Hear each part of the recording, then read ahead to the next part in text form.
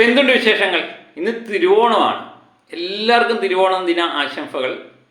നമുക്ക് രാവിലെ തന്നെ ഒരു വീഡിയോ ചെയ്തേക്കാമെന്ന് വിചാരിച്ചു. കാരണം ഇനി തിരക്കായി കഴിഞ്ഞാൽ പിന്നെ ഒന്നും നടക്കത്തില്ല. കാരണം തിരുവോണമാണ്, നമുക്കറിയാമല്ലോ, എല്ലാ വീട്ടിലും ആഘോഷത്തിൻ്റെ ദിവസമാണ്.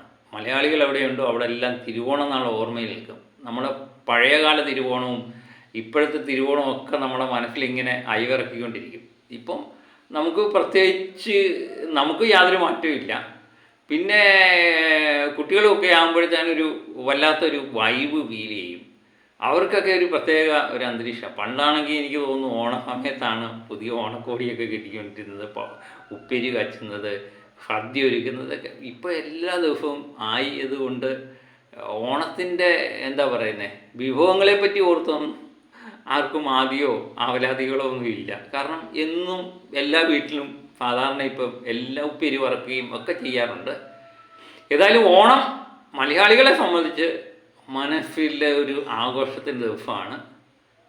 അപ്പം പുതിയൊരു വീഡിയോ തുടങ്ങാം.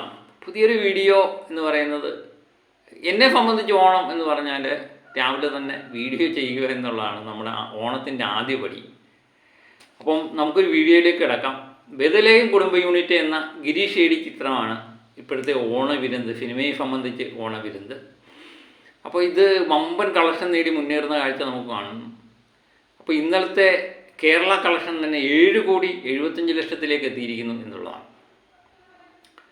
അപ്പം ഇന്ത്യ ഗ്രോഫ് നമ്മൾ നോക്കുമ്പോൾ 41,65,00,000, ഓർഫിഫ് കളക്ഷൻ 52,25,00,000 രൂപയാണ്. അങ്ങനെ 93,90,00,000 ഈ ചിത്രം പ്രാഥമികമായി കടന്നിരിക്കുന്നു എന്നുള്ളതാണ്. ഇനിയും എനിക്ക് തോന്നുന്നു ഏകദേശം 95 കോടി കടക്കാനുള്ള സാധ്യതയുണ്ട്. കാരണം രണ്ടാമത്തെ കണക്കൊക്കെ വന്നു കഴിയുമ്പോൾ ഫാക്നിക്കിൻ്റെ കണക്കും പ്രകാരം 93,90,00,000 ഇപ്പോൾ കടന്നിരിക്കുന്നത്. അപ്പോൾ കേരള കളക്ഷൻ 7,75,00,000 രൂപയായിരുന്നു ഇന്നലത്തെ കളക്ഷൻ. അങ്ങനെ കേരള കളക്ഷൻ 33 കോടിയിലേക്ക് എത്തിയിരിക്കുന്നു എന്നുള്ളതാണ്. പിന്നെ കർണാടക, തമിഴ്നാട്. കർണാടകം തമിഴ്നാടിൽ നിന്നും വമ്പൻ മുന്നേറ്റമാണ് കാണുന്നത്. കർണാടകത്തിൽ നിന്ന് 65 ലക്ഷം രൂപ കളക്ട് ചെയ്തെങ്കിൽ തമിഴ്നാട്ടിൽ നിന്ന് 40 ലക്ഷം രൂപയാണ് ബദലേഖം കുടുംബ യൂണിറ്റ് എന്ന ചിത്രം കളക്ട് ചെയ്തിരിക്കുന്നത്. ഹിന്ദി ബെൽറ്റിൽ നിന്നുമൊക്കെ വമ്പൻ കളക്ഷൻ വരുന്നുണ്ട്. അപ്പോൾ അതുമായിട്ട് ബന്ധപ്പെട്ട പുതിയ വീഡിയോ ഒക്കെ ആയിട്ട് ഞാൻ വരാം. കാരണം കേരളത്തിലെമ്പാടും ഇന്ത്യയിലെമ്പാടും ഒരു തരംഗം ആഞ്ഞിരിക്കുന്നു. അതുപോലെ ഓർഫിഫ് മേഖലയിലും ബദലേഖം തരംഗം തന്നെയാണ് ഇപ്പോൾ കാണാൻ പറ്റുന്നത്. അപ്പോൾ കേരള കളക്ഷൻ ഇന്ന് തിരുവോണ ദിവസമാണ്. ഇന്നും വമ്പൻ കളക്ഷൻ തന്നെ നമ്മൾ പ്രതീക്ഷിക്കുന്നുണ്ട്. പ്രീഫെയിൽ തന്നെ നോക്കുമ്പോൾ 5,03,00,000 കടന്നിരിക്കുന്നു എന്നുള്ളതാണ്. വേൾഡ് വൈഡ് പ്രീഫെയിൽ ഏകദേശം 8-9 കോടി റേഞ്ചിലേക്കൊക്കെ പോകുന്നു. അപ്പം കേരളത്തിൽ ഇന്ന് ഏകദേശം 8-8.5 കോടി എങ്കിലും പ്രതീക്ഷിക്കാം എന്ന് തോന്നുന്നു. അങ്ങനെയുള്ള വമ്പൻ കളക്ഷൻ ഇന്ന് പ്രതീക്ഷിക്കാം. അങ്ങനെ കേരള കളക്ഷൻ ഇന്നുകൊണ്ട് ഏകദേശം 40 കോടിക്ക് മുകളിലേക്ക് എത്താനുള്ള സാധ്യതയാണ് കാണുന്നത്.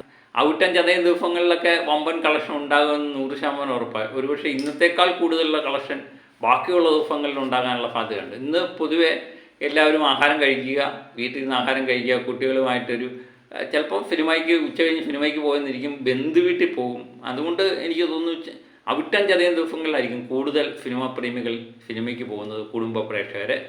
അപ്പോൾ ഇന്നുകൊണ്ട് ഏകദേശം 100 കോടി കടക്കും എന്ന ഏകദേശം ഉറപ്പാണ്. കാരണം ഏകദേശം 15-20 കോടി റേഞ്ചിലാണ് ഇന്നും നമ്മൾ പ്രതീക്ഷിക്കുന്നത്. അങ്ങനെ 110 കോടി റേഞ്ചിൽ 110 കോടിയിലേക്കൊക്കെ എത്താനുള്ള സാധ്യത ഇന്ന് കാണുന്നുണ്ട്. അങ്ങനെ ബദലേഖം വിശേഷങ്ങൾ ഇവിടം കൊണ്ട് തീരുന്നില്ല. അപ്പം പുതിയ വാർത്തകളും വിശേഷങ്ങളും ഒക്കെ ആയിട്ട് വീണ്ടും ഞാൻ എത്താം. അപ്പോൾ എല്ലാവർക്കും ഒരിക്കൽ കൂടി തിരുവോണാശംസകൾ. അപ്പോൾ ഓക്കെ, ബൈ.